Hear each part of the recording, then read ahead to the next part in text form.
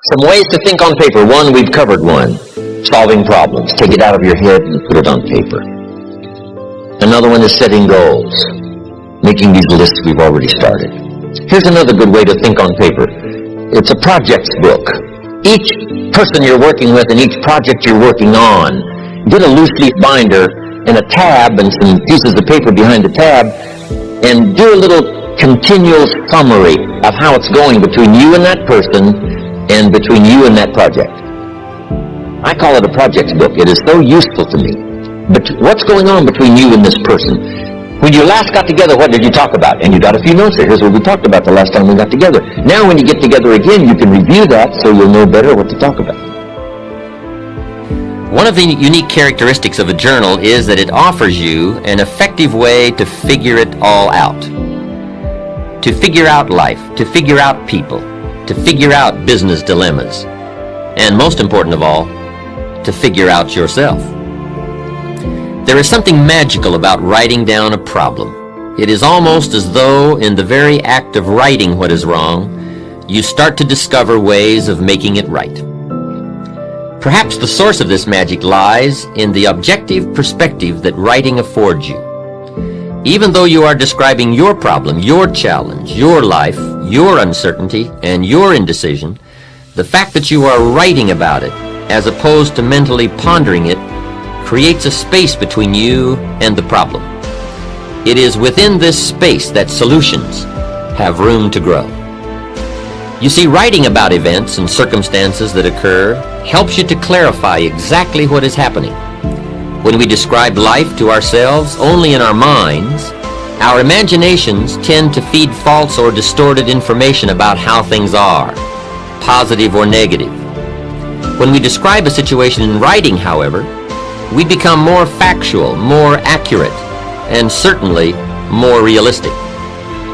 Then, as we reread what we have written, we create a new picture in our minds to replace the distorted picture we have been working with. And once we finally see things as they are, rather than as we think they are, we can then see our way clear to make them better. This leads us into a second function of your journal, which is the capturing of good ideas. How many times as we go through the day do we come across a good idea, a unique quote, an interesting piece of information, or even a significant personal discovery? And each time we do, we mentally say to ourselves, I must remember that. Now, I'm willing to admit here that the human mind, I remember one time attending a church service in Carmel, California. The sermon that Sunday morning was excellent, so I opened my journal and started taking notes. But out of the 400 people in attendance that day, guess how many of the others were taking notes? Not one. So there I was taking notes in my journal from this sermon, and pretty soon the people around me were starting to give me strange looks. Out of the corner of my eye, I could see them nudging one another and whispering. I felt like some kind of spy. I could almost hear them saying, he's going to get out of here with some of this stuff. And sure enough, I did. I got the stuff. So what I'm suggesting is that you get in there and get out with some of the stuff. Let other people sit there thinking they can remember it all. Let other people treat opportunity casually, but not you. I would ask you to treat it seriously. Let other people wonder at the end of their lives where it all went wrong, but not you. Let other people play while you work, fool around while you study, soak up the sun while you soak up ideas. 10 years from now, they'll still be trying to figure out how to pay the bills, or wondering why their marriage isn't working out, or why they don't seem to be getting ahead professionally, but not you. Life always rewards the serious students for their labors. So, since we all know that it's nearly impossible for most of us to remember the exact phrasing of an inspiring line, or the specific details of a business conference over an extended period of time, we've got to get serious about capturing it now.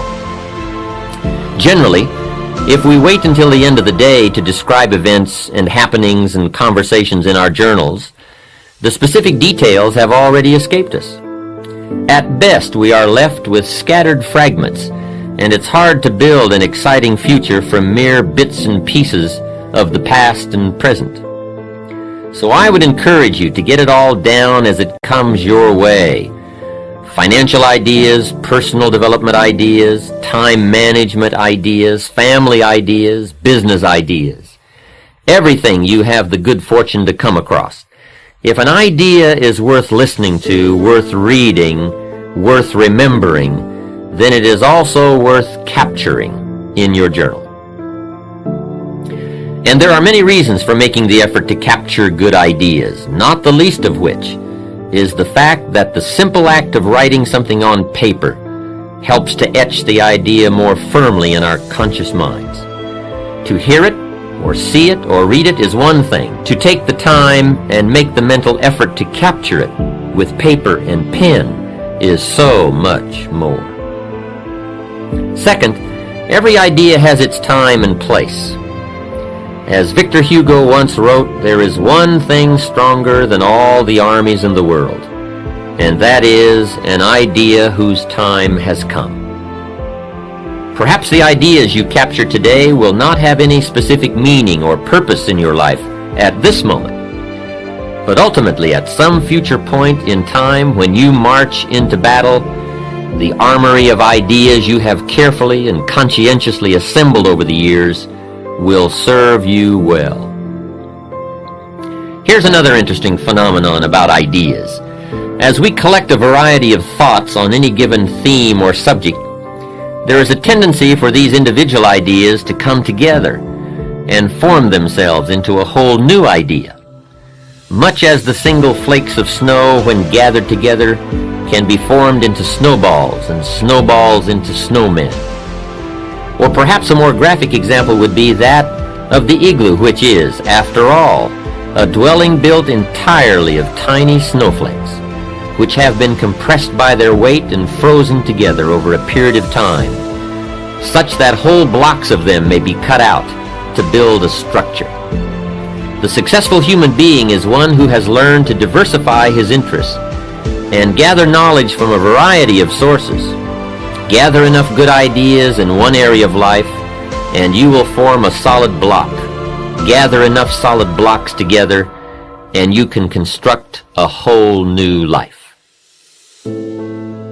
Next, by taking the time to capture and assemble information in our journals, we now have the added benefit of being able to review these ideas whenever we wish. You don't have to run back to the library to reread the book you borrowed last year, or call a friend on the phone and try to reconstruct the conversation you had last month. If you've captured the essence of the conversation or the highlights of the book in your journal, it will always be there for you to refer to. And here is the key point.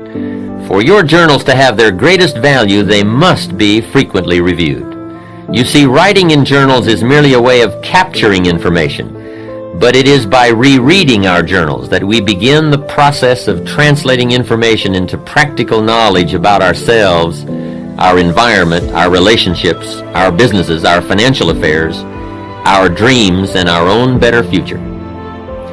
I would strongly urge you to set aside a day each week, or at the very least each month, to review your recent entries. And then once a year, take all of your journals off the shelf and read them from cover to cover. What you read will probably make an incredible story of personal growth. You see, more than anything else, a journal is a place to document the development of your own life. It is a textbook of self-discovery and self-awareness. In fact, sometimes what you don't write can be as revealing as what you have written. A friend of mine recently shared with me the discovery that in rereading her journals, she realized that everything she had written centered around other people's lives, their accomplishments, their failures, their dreams, their needs. I finally realized, she said, that I had spent most of my adult life as a mirror reflecting everybody else's existence, rather than as a human being living a life of my own. In the pages of a journal, our innermost feelings and dreams are revealed, as are our strengths, our weaknesses, our positive attributes, and our negative habits and characteristics. If not in the words themselves, then at least between the lines of what we have written are the shadows of self-doubt, pride, envy, jealousy, and anger. Just as actions speak louder than words, so too will journals often say more than what we have written. A journal, then, should also capture your observations and reactions, for somewhere between what we see and what we do will be revealed what we are. Capture on paper the events, the circumstances, and happenings of your life. Describe the near miss you had while driving to work on the freeway. Outline your observations of people's behavior at the office party. Paint the picture of your day at the beach, the pounding surf, the soaring gulls, the distant sails. And then, when you have written about what your eyes have perceived and your ears have heard, go one step further and describe your feelings, your emotional responses to life. Describe your feelings when you learned that John got the promotion that you felt was rightfully yours, or when you learned that Sally is getting married next month to your ex-husband. Describe it all. Don't miss any of the events of your life. Capture the joy of your victories as well as the agony of your defeats. And remember, it doesn't have to be a monumental occurrence to be worth capturing. Truly, most human lives consist of and evolve around minor happenings.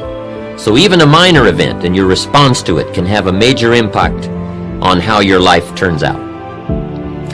You see, part of the human experience, perhaps the most important part, lies in learning to translate these events which occur outside of us into words and emotions within our inner worlds. The better we become at describing what goes on around us, the better we will be able to understand some of the conflicts and turmoils which take place within us. Cause and effect always go hand in hand. Trying to understand or deal with the effects without a clear picture of the cause is a rather hopeless situation to be in. Remember that all human emotions are effects which can be traced back to particular events or causes. A better understanding of events will always give us a clearer picture of the effects we may be experiencing. Also, on the subject of events and feelings, you will find as you begin to open up and really tell it like it is, that your journal becomes an excellent, empathetic friend, one who will listen to all you have to say about your joys, your pain, your fears, or your concerns. And I would strongly urge you to get these emotions out of your head and onto the page. For powerful negative emotions are diminished by writing, and powerful positive emotions become explosive. You see, writing about your fear reduces its strength, and capturing your excitement magnifies its power. But perhaps the most important function your journal performs lies in the area of communications. First and foremost, your journal gives you a chance to talk to yourself and to hear what you are saying about your life, your future, your relationships, and your goals. As you begin to develop the habit of writing down your problems, recording your observations, emotions, and reactions to life's events, you will undoubtedly find yourself both posing and responding to a whole new set of questions about your past, present, and future. Why did I say that? Why does he always make me feel that way? If I follow this course, where will I be 5 years from now? As you begin to both ask and answer yourself on paper, you will be amazed at the incredible leaps in personal understanding and self-awareness you will experience. And remember, any positive change which occurs within you will ultimately manifest itself in a positive result outside of you, in your social or professional world, your attitude, your bank account, your habits, and even your appearance.